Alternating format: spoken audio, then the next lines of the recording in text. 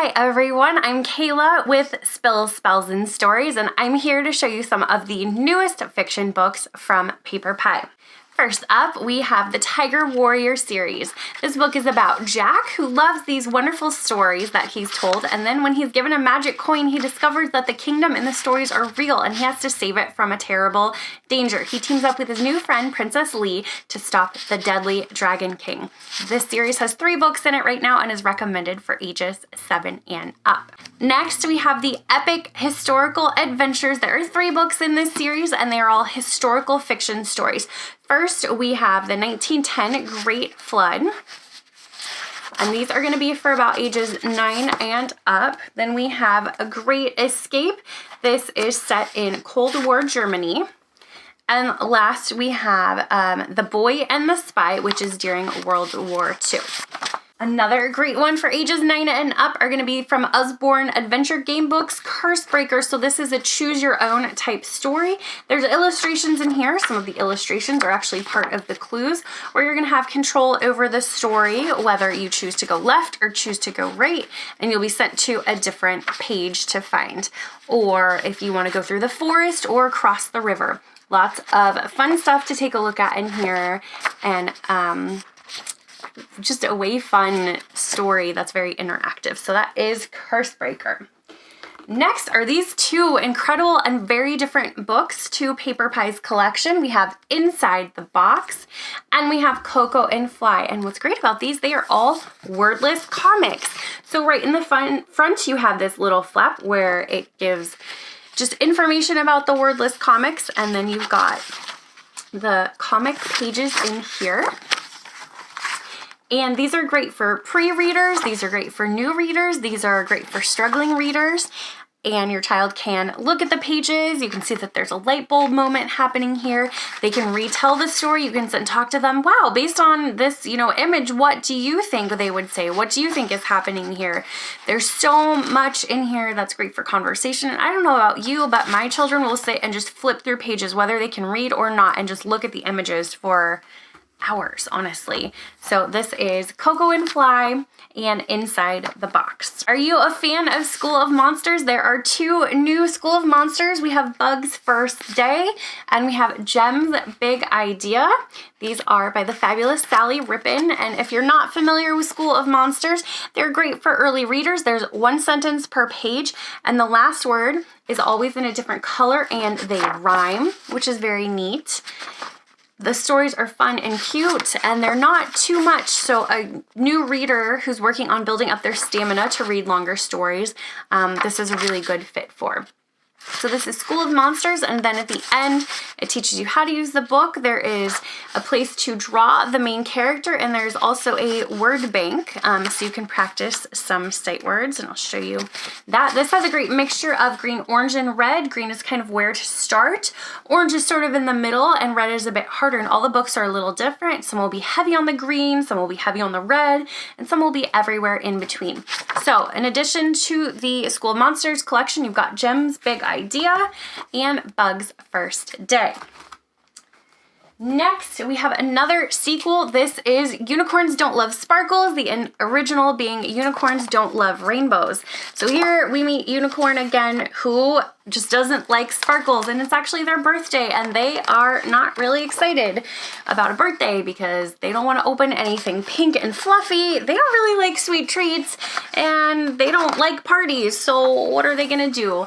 And Unicorn's friends come through and make it a birthday perfect for this particular unicorn who doesn't like sweets. Look at that broccoli cheese treat that they make. So this is Unicorns Don't Love Sparkles. Next, we've got Food Fight. I found this book hilarious. I felt that there were a lot of little nods to parents. So in here, grape and mushroom are best friends, but fruits and vegetables do not like each other. So the 2 friends decide to go on a mission, and they climb the fridge to get to the moldy old cheese at the top of the fridge and ask for advice. There are some hilarious sort of insults that the fruits and veggies throw at each other, like, I know, karate, and a lot of very cute things in here until they all find some common ground and end up becoming friends. So this this is called Food Fight. Next, we have Poppy Pickle, and if you are familiar with Nibbles, this is by the same author, Emma Yarlett. And Poppy Pickle is a little girl with a huge imagination. Her imagination is so huge that, well, it gets her into a bit of a pickle. Hilarious book with fun little flaps to open and a rather large surprise at the end. So this has already become a fan favorite in my house, and your kids will love it too. This is Poppy Pickle. For our phonics friends, we have a new Yeti Cooks Spaghetti, and as always, there's a QR code on the back so you can have your child listen and get to flip through it themselves when you are not actively reading it to them. And Yeti starts to cook spaghetti, but things go a little bit wrong, but in the end, it turns out okay.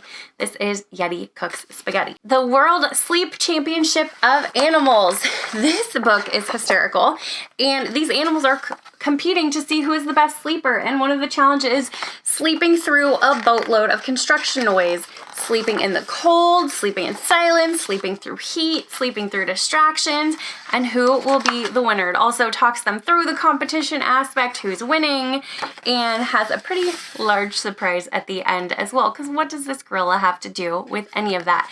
You will find out when you read The World Sleep Championship of Animals.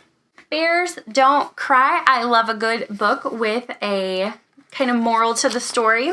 So this sweet bear is friends with Clementine and her mom, and he helps them do all kinds of things, but George the bear wants to go and return a library book while Clementine is busy, and as he gets to the library, it's suddenly closed. So he looks around to ask someone else when the library opens and finds everything closed. And then George has a bit of an accident and ends up in the fountain with a ruined book. And George starts to cry as all of the people around him start to laugh, and they're shocked. Bears don't cry. What is happening? And they think the whole thing is funny. So Clementine comes out and sort of shames everyone a bit for laughing and not being very kind. And in the end, everyone is very nice to George and makes it all better. But I love that it's showing Clementine sticking up for her friend and being kind where no one else was willing to be because he was a little different. So Bears Don't Cry. Another great book with another awesome moral is Great and Small. So Eunice is a unicorn, and she is just teeny tiny, and she goes to enter the unicorn games, but she can't even reach the sign-up sheet. So her friends help her, and they help her train and get ready, and the Great Unicorn Games go pretty horrible, actually. So she decides to have her own games called the Great and Small Games, where everyone can compete and everyone can have a chance to succeed whatever their skill set is. I love the inclusion in here, and I love that at the end, there's Eunice. She got a ribbon, but you know what? She still only got third even after all of that. So I love that the book ended up showing that there's so many ways to win, and it doesn't have to mean first place. So this is Great and Small. And last book I have for you today, I did see a mammoth. I was so excited about this book to see all of the penguins. And the first thing the little boy says in the book is, I'm not here to see penguins, I want to see a mammoth. And he does. He finds a mammoth, and he goes back and he tells his people, and they say, no way, you did not see a mammoth. And so they go on this epic journey to find the mammoth, and at the end, they do, and everyone believes him. It's a quite hysterical story, and there are lots of penguins in it anyways. And look what he says, I did see a human. So this is I Did See a Mammoth. Which of these titles would a child in your life love? I'd love to hear what it is. Share with me in the comments. And while you're there, go ahead and click subscribe so you don't miss any of the newest releases from PaperPie. Thanks, guys.